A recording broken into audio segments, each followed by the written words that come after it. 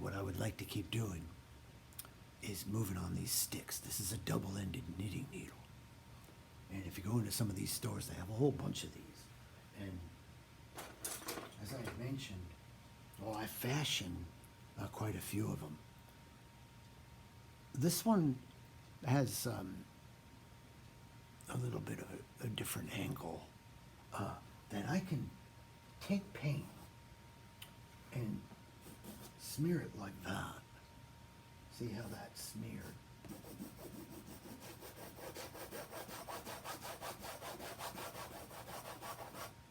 This is dry, basically. This is wet up here.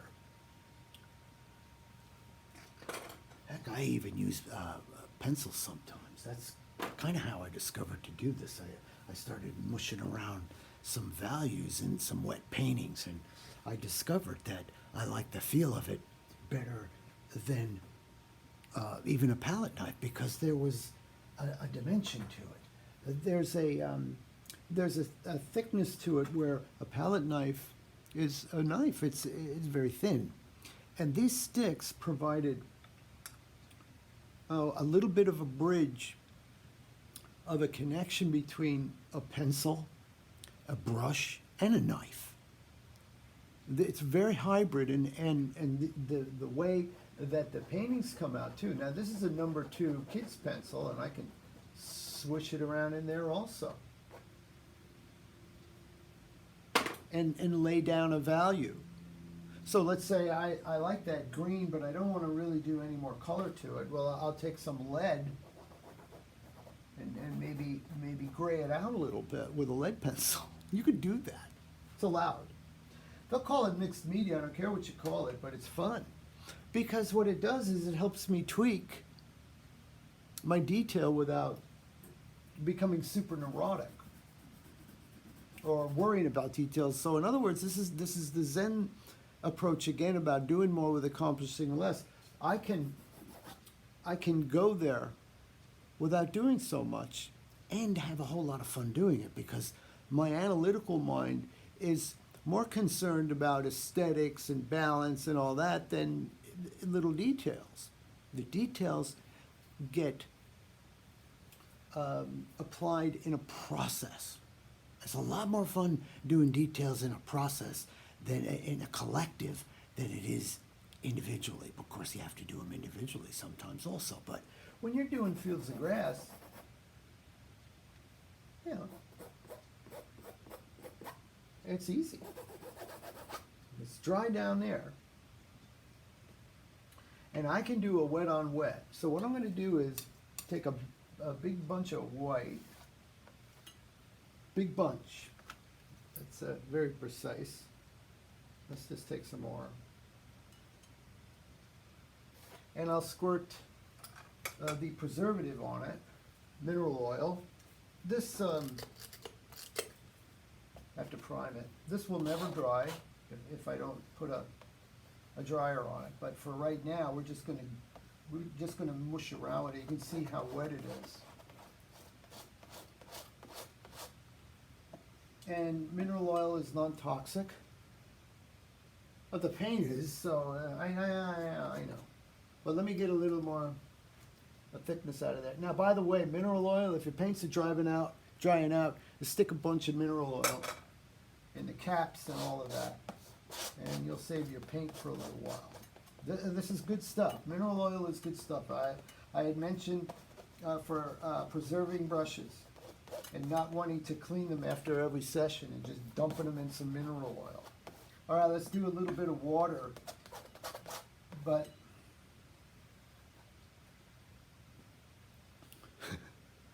my base has to be fluid. So let's do some water with a fluid base. Now all I have is a big knitting needle.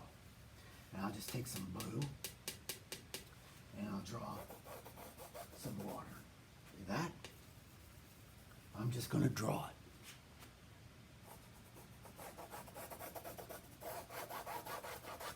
And if I wanted to put a little more down on there, oh, there's some Viridian, that'll be perfect.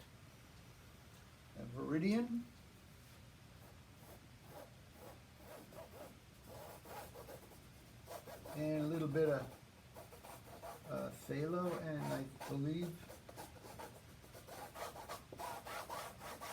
nice and slick down here. And with that gray sky, that Viridian looks really nice.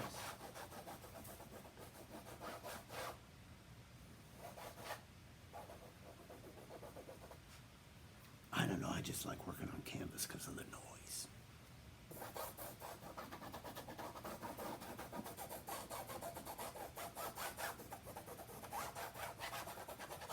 So you can etch. The point is that you can etch, and then, as I had mentioned before, you can use your canvas as a palette. So I just scraped some off, and I want to put a line of color back there for some perspective. And then trim it off with a stick.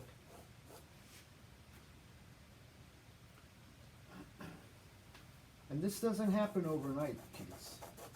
And plein air has a lot to do with putting a painting together this quickly is, well, it has a lot to do with sketching.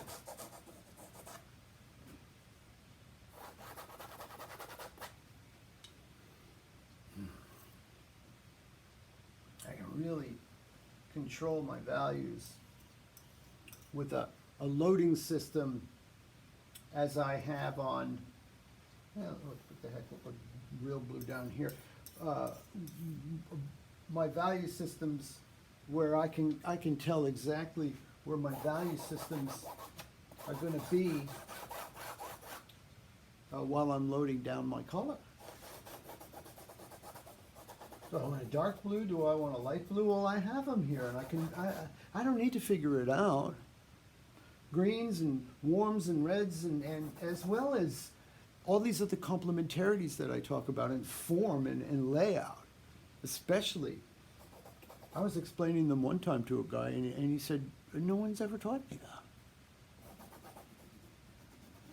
And he had taken a lot of art lessons, he said. That's why he mentioned it. He says, I've taken a lot of drawing classes, and I don't know, we were just goofing around one day, and I was talking about these issues.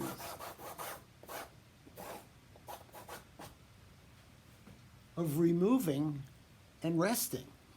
I was at the furniture store one day, and this little lady comes by. She's an interior designer, and I have a big abstract out there, and I think that one I was just experimenting with. I'm not sure if it was a commission or not, but she looked at one area of it, and she said, Francis, I like that area of rest that you have down here in the corner.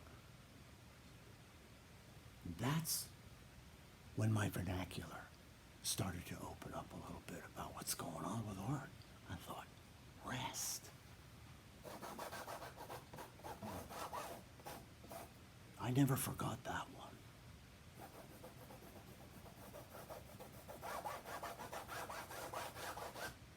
So, there's how you can apply color. Now, if you want to smooth it out, you see this big guy right here. Now watch this. Now these large areas, these are your fields. So when you want to do detail, let's say I want to do detail on all this nice blue down here. I can etch it in also.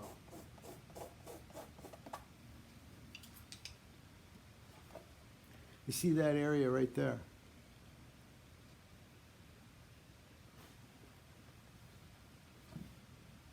I can opaque the white on top where it's wet, and I can scratch out the white down here where it's thinned out. I could do it up here too, but I'd rather lay down the clouds so I can get the effect of I want to see far. I want those clouds to be thick, and well, I wanted to work with opaque white on top, transparent white through here. There's many different ways you can go with light. Opacity is one of them, and transparency is the other one. Applying one way, taking away the other. But you're still dealing with light, whether you're adding or subtracting. That's what I learned on mirrors.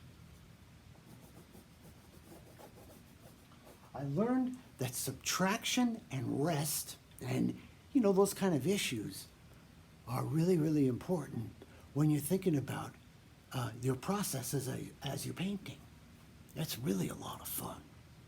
I'll go into a little more foliage techniques and more blending with some of these instruments in the following segment.